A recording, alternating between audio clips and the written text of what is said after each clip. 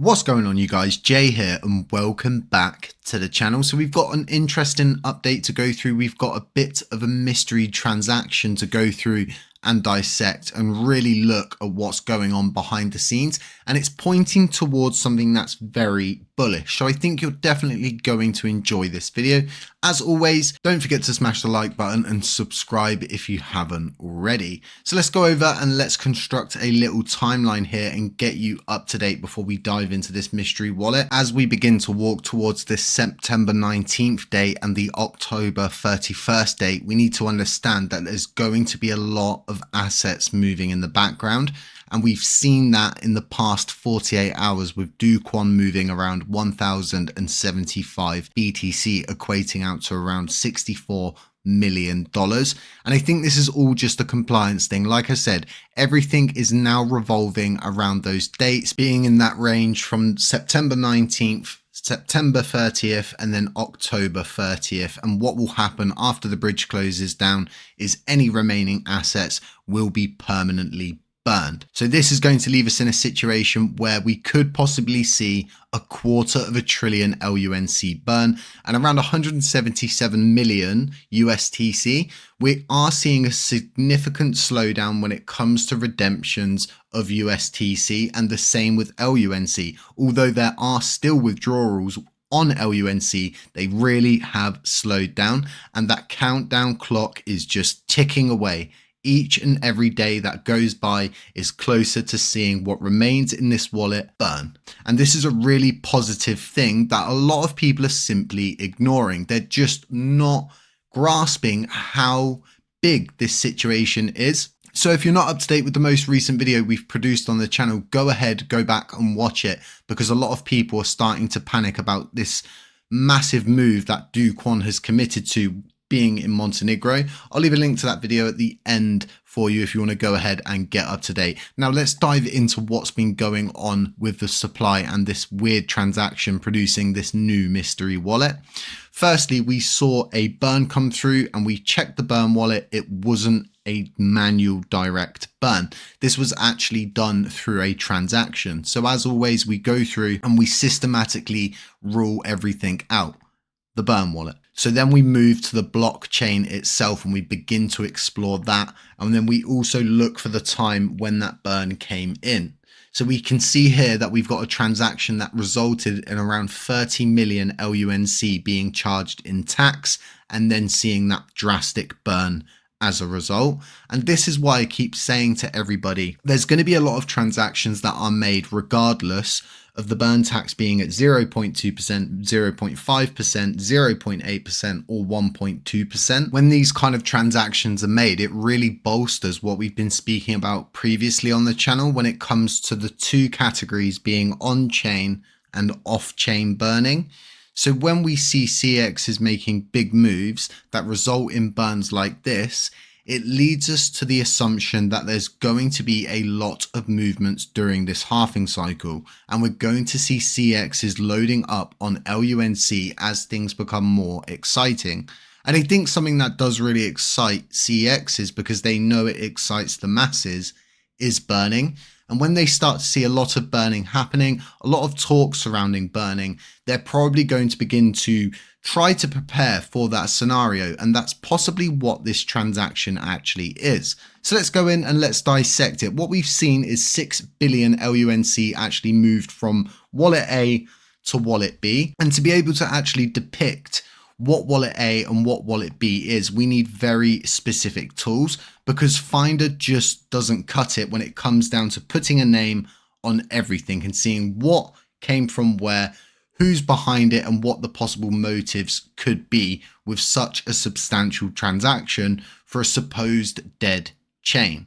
So what we can see is the wallet that now has these funds is holding around 18 billion LUNC and only around 32k USTC. And this really shows that there is a massive lack of interest when it comes to USTC. There's not a lot of trading that goes on around it, but it's a hidden gem. It could be used and utilized to incinerate the LUNC supply if the USTC supply got down to a usable level. So do bear that in mind when it comes to USTC. It just really requires the right minds behind it with the drive to see it return to its former glory. When we think about all of the upcoming burning, not just for Lunar Classic, but USTC as well, and then Binance being the biggest custodial holders for both of our native assets, it really does make us think there is a chance out there. There's some timeline that we could walk towards that reintroduces USTC as some kind of stable asset, whether it's a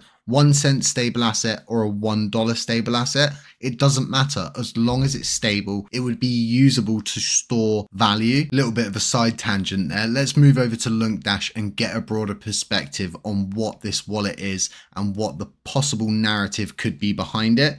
What we actually have is the transaction coming from crypto.com to a known distribution wallet which deals with many of the CEXs. And what we need to do is rule out, is this a holder or was this a CEX making the transaction? And what we look for is clues within those transaction lines which show us that there's been around 323 transactions resulting in around 414 billion LUNC being sent to this distribution wallet over time. So I don't think this is a holder. I think this is the big players in the space beginning to load up for the inevitable bull run that's coming in. There's a lot of positive talk around Lunar Classic at the moment, and there's a lot of positive things that are going to be happening in the future when it comes to burning coins. So it seems like the logical thing to do for all of these exchanges. If we take a look at the outside ring where it's showing these diamond symbols, we can see it intercommunicates with MEXC a consistent amount. The same with Binance, the same with KuCoin and many other exchanges, even CoinSpot showing up on here as well. If I was to summarize this down, this really tells me two things. CEXs are beginning to move LUNC in preparation for the halving cycle, for everything to inevitably go up. And the market's currently in a phase where everybody's just waiting to see what kind of happens. Well, smart money is loading up, and clearly exchanges are needing more LUNC to fill LUNC holders' bags. The other thing that this tells me is the burn tax is probably too low at its current rate. We originally introduced a 1.2% burn tax.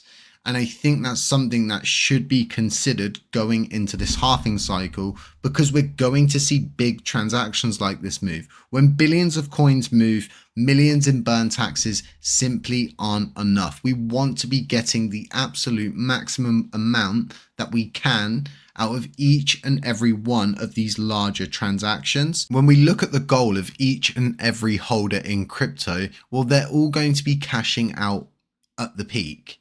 Each and every person is going to be making that transaction, which will liquidate a lot of their holdings. Is it not logical to have a 1.2% burn tax going to these high traffic times when we're going to see a lot of assets move from on-chain back to a CEX? We're going to see these CEXs make a lot of movement, and they are going to be subject to the burn tax, as we've seen here in this spider web of transactions. And I think what's really important here when it comes down to altering the burn tax is not just going ahead and putting a proposal up and trying to force it down everybody's necks. Instead, what I like to do here on the channel is show evidence, show data, show people the transactions, show where the burns come from, what's affected on-chain, what's affected off-chain, and how we really need to go forward.